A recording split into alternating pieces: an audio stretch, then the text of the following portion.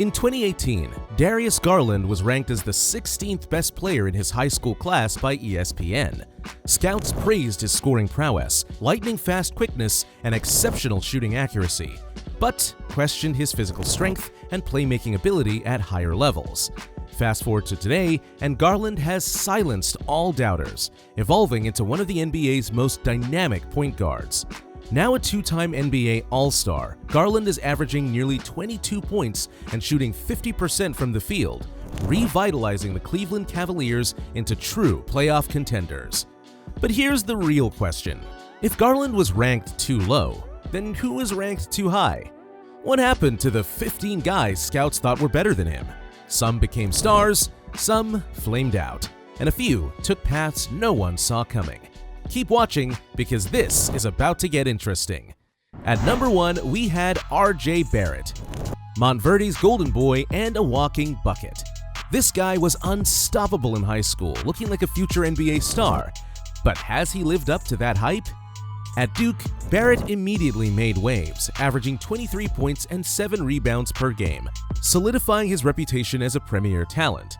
Drafted 3rd overall by the New York Knicks in 2019, he swiftly became an NBA starter, consistently putting up around 18 points per game. While Barrett has certainly showcased his talent with electrifying scoring performances, inconsistent shooting and defensive lapse have slowed his ascent to NBA stardom.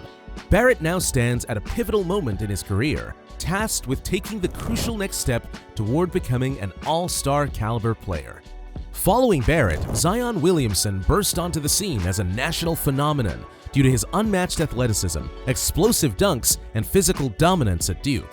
Drafted 1st overall by the New Orleans Pelicans in 2019, Zion immediately dazzled the NBA, effortlessly scoring 25+ points per game. Zion battled injuries again this season, but when he plays, he dominates. He even recorded his first career triple-double, 27 points, 11 assists, and 10 rebounds against Phoenix. Zion's narrative remains compelling yet uncertain, as fans eagerly anticipate whether he can overcome these persistent setbacks and fulfill his extraordinary potential. In stark contrast to Zion's powerful entrance, 3rd-ranked Cam Reddish experienced immediate challenges upon his arrival at Duke. While talented and versatile, Reddish's freshman season was marred by inconsistency, casting doubts over his reliability at higher levels. Drafted 10th overall by the Atlanta Hawks, Reddish has since struggled to establish a defined role, moving from Atlanta to the New York Knicks and Los Angeles Lakers. Now with the Lakers, Reddish is putting up over 12 points per game. Has he finally found his role, or is his inconsistency still his biggest opponent?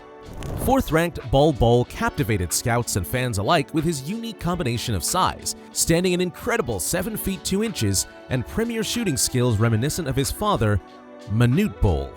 After enrolling at Oregon, Bol started strong but saw his freshman season drastically cut short by a foot injury.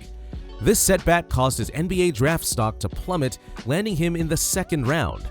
Since entering the NBA, Bol has struggled to regain consistent playing time, moving between several teams, including the Denver Nuggets, Orlando Magic, and Phoenix Suns. Now with the Suns, Bol is averaging 8 points and 5 rebounds. So, is he a hidden gem waiting for the right opportunity, or just a highlight reel player with no real impact? The jury's still out. Romeo Langford, ranked 5th, entered Indiana University with immense expectations due to his impressive high school scoring and versatility. Despite averaging 16.5 points per game, Langford's collegiate career was significantly impacted by persistent injuries. First a thumb injury in college, then more injuries in the NBA. Now, he's barely climbing the roster spot. 14th overall by the Boston Celtics in 2019, Langford's struggles with injuries continued into the NBA, severely restricting his playtime, resulting in just about 5 points per game. Bouncing frequently between the NBA and the G League, he failed to cement a consistent role with the Celtics, and now aims to overcome these setbacks with a fresh start on his 2nd NBA team. At number 6, Nasser Little. He was supposed to be a star at UNC, but instead, well, let's just say it didn't go as planned. After entering UNC as a projected star, Little found himself struggling to adjust to the collegiate pace, averaging just around 10 points per game. Selected late in the 1st round by Portland, Little found a niche as a defensive specialist off the bench, scoring around 6 points per game. His role as a solid contributor starkly contrasts with initial projections, showcasing the unpredictability of basketball careers. At number 7, we have Kendall Johnson, a high-flying wing with a relentless motor.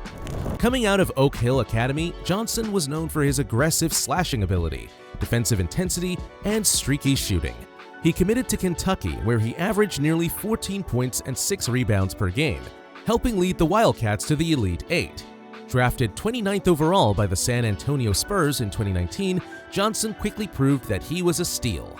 Over time, he developed into a key piece for the Spurs, known for his physicality, hustle, and improving outside shot. Last season, he averaged 22 points per game, making him one of the league's most underrated young scorers. Next, Quentin Grimes, ranked 8th on the list, initially encountered challenges at Kansas, but revitalized his career after transferring to Houston. Excelling there, Grimes became AAC Player of the Year in 2021 and was subsequently drafted late in the first round by the Knicks. Quickly proving himself a dependable NBA player, Grimes is now averaging almost 12 points per game for the Knicks. Turns out that transfer to Houston changed everything. Most of these guys took the college route, but not Anthony Simmons. He took a different path, straight to the pros. Risky move? Maybe, but did it pay off? Let's talk about it. Anthony Simmons, ranked 9th, chose an unconventional route by skipping college basketball entirely and training privately for the NBA draft, a risky move that initially raised doubts among scouts. Selected 24th overall by the Portland Trail Blazers, Simmons quickly proved his critics wrong. Rather than needing extensive development, he rapidly blossomed into a prolific scorer, averaging around 17 points per game. Known for his exceptional shooting and maturity on the court, Simmons has established himself as a core piece for Portland. At number 10, we had Jalen Smith, a versatile big man with an inside-out game. Standing 6 feet 9 inches with a strong defensive presence, Smith was a dominant force at Mount St. Joseph High School before committing to Maryland. In college, he steadily improved, averaging 15 points, 10 rebounds, and nearly 2 blocks per game in his sophomore year, earning all Big Ten honors. His breakout at Maryland pushed him into the 2020 NBA Draft, where he was selected 10th overall by the Phoenix Suns. However, Smith struggled to carve out a role on a championship-contending team and was eventually traded to Indiana, where he finally started to show his potential. Now, with the Pacers, Smith is averaging around 10 points and 6 rebounds per game, proving he can still be a valuable piece in the NBA. Louis King, a smooth-scoring wing with star potential.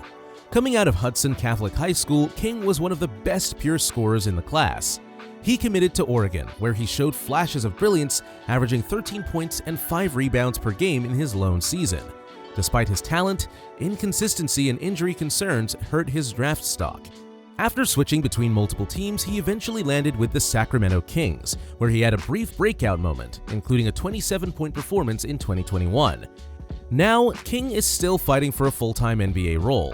He's had dominant stretches in the G League, but will that ever translate to long-term success in the NBA? Time is running out. Nazarene Reed, ranked 12th, experienced unexpected success despite going undrafted after a solid college career at LSU. Through resilience and determination, he secured a position with the Minnesota Timberwolves, emerging as a vital role player. Reed consistently contributes around 11 points and 5 rebounds per game, earning a contract extension and highlighting the value of persistence in achieving NBA success. At number 13, we had Darius Bazley, the mystery man of the 2018 class. Unlike most top recruits, Bazley shocked the basketball world by skipping college altogether. Originally committed to Syracuse, he changed course and took an unconventional path, training privately for a year and interning at New Balance before entering the 2019 NBA Draft. Despite the uncertainty surrounding his development, Bazley's athleticism and defensive versatility intrigued teams, leading him to being selected 23rd overall by the Oklahoma City Thunder. Over the next few seasons, he showed promise as a versatile forward, averaging 10+ points and 6 rebounds per game at his peak. E.J. Montgomery at number 14, a skilled big man with major upside. Coming out of Wheeler High School in Georgia, Montgomery was praised for his soft touch around the rim, shot blocking ability, and rebound instincts. He committed to Kentucky, a powerhouse known for producing NBA-ready big men. But, unlike past Kentucky stars, Montgomery never lived up to expectations. He averaged just 4 points and 4 rebounds per game in his 2 years in college, struggling to carve out a consistent role. His draft stock plummeted, and in 2020 he went undrafted. Since then, Montgomery has bounced around various G League and international teams, trying to prove he still belongs. One of these guys was a 5-star recruit, but today he's barely hanging on in the league, and that's Moses Brown. At 7 feet and 2 inches with size, length, and defensive potential, Brown had everything scouts dreamed about. But after an up-and-down season at UCLA, he went undrafted, and that was just the beginning of his struggle. Since then, he's bounced between teams, never securing a long-term role. Some nights he flashes potential, but right now he's averaging about 6 points and 7 rebounds. Solid numbers, but not enough to guarantee his NBA future. Moses Brown's journey proves it. Rankings mean nothing without the grind. Some players lived up to the hype, some faded fast, and a few shocked everyone. So, who was the biggest bust? Drop your take in the comments. And if you love deep dives like this, hit that like button, subscribe, and stay tuned. We'll see you in the next one.